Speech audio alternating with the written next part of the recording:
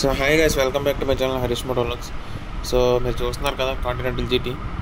So ఈ video వచ్చేసి ఏంటంటే ఓనర్షిప్ రివ్యూ అనమాట. నేను ఇప్పుడే రైడ్ రివ్యూ అయితే చేసి వస్తున్నాను. ఆల్రెడీ యూట్యూబ్ ఛానల్లో పెట్టాను వీడియో. ఛానల్ లింక్ డిస్క్రిప్షన్లో ఇస్తాను, చూడండి. రెడ్ రాస్ట్ ఎగ్జాస్ట్ బండి రైడ్ రివ్యూ చేశాను, ఎలా ఉందో. నెక్స్ట్ ఇప్పుడు ఏంటంటే బైక్ ఓనర్ దగ్గరికి వెళ్తున్నాను అనమాట. అతన్ని కలిసి మన రివ్యూ అయితే స్టార్ట్ చేద్దాం. నేను కొన్ని క్వశ్చన్స్ అడుగుతాను అతన్ని.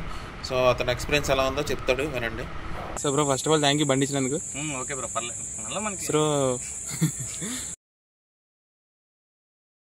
మన నీ తాలూకు ఎక్స్పీరియన్స్ అంటే బండి ఎప్పుడు తీసుకున్నావు ఏంటి అని? బండి తీసుకొని 1 year అవుతుంది బ్రో.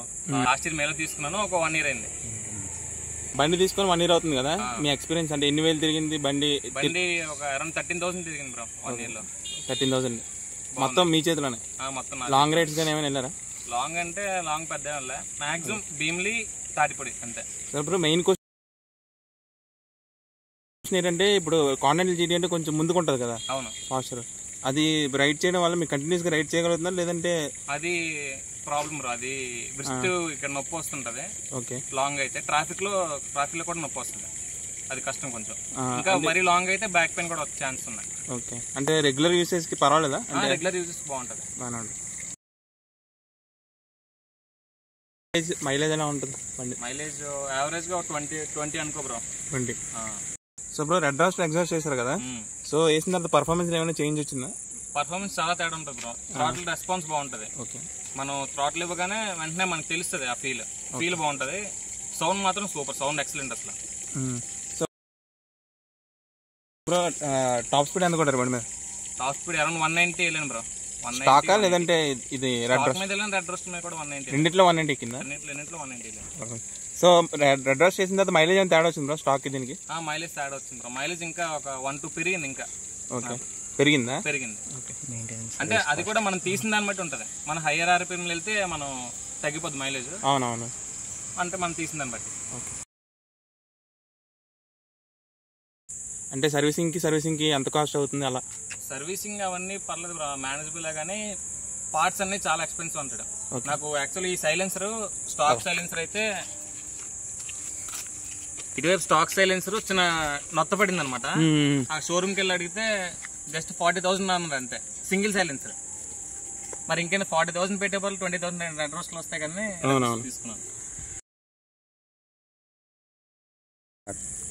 సో బ్రో, మిర్రర్స్ బాగున్నాయి. మిర్రర్స్ ఏంటి అంటే? మిర్రర్స్ ఇవి యాక్చువల్ తీసుకున్నప్పుడే షోరూమ్ లో వేయించాను బ్రో. ఇది అరౌండ్ 6,000 అలా పడింది. 6,000 బార్ అండ్ మిర్రర్స్ అంటారు కదా? Bar and mirrors, royal Enfield.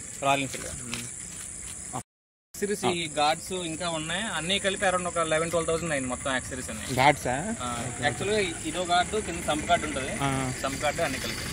ఇంకేమైనా ఉన్నాయి? దీని మేజర్ ప్రో అయితే దీని సౌండ్, దీని లుక్స్ బ్రో. కాన్స్ అయితే మరి అవి కూడా ఎక్కువ ఉంటాయి. మెయిన్ ట్యూబ్ టైర్స్ వస్తుంది, ఇది స్పోక్ వీల్స్ వస్తాయి కాబట్టి ఎక్కడైనా పంచర్ అయితే చాలా కష్టం. ఇది టో చేసుకుని వెళ్ళాలి ఎక్కడికైనా. ఇంకా కాన్స్ అంటే అంతే, మెయింటెనెన్స్ కాస్ట్, స్పేర్ పార్ట్స్ అన్ని ఎక్కువ చార్జ్, చాలా ఎక్కువ చార్జ్ చేస్తారు. So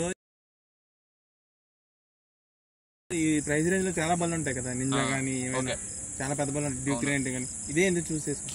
look bro, main look నాకు చాలా నచ్చింది. మెయిన్ కలర్, దీని రైడింగ్ పొజిషన్ కొంచెం బాగుంది, మన యూత్ తగ్గట్టు ఉంది కొంచెం బండి అందుకు. సో గైస్, చూసారు కదా, ఇదే continental GT taluka user review. So I hope అన్ని క్వశ్చన్లు నేను కవర్ చేసాను అనుకుంటాను. బ్రో కూడా చాలా నీట్గా ఎక్స్ప్లెయిన్ చేశారు, అన్ని కరెక్ట్గా అర్థమైనట్టు. సో ఈ వీడియో కనుక మీకు నచ్చినట్టయితే లైక్, షేర్, సబ్స్క్రైబ్ మర్చిపోద్దు. ఉంటా గైస్, అయితే బాయ్.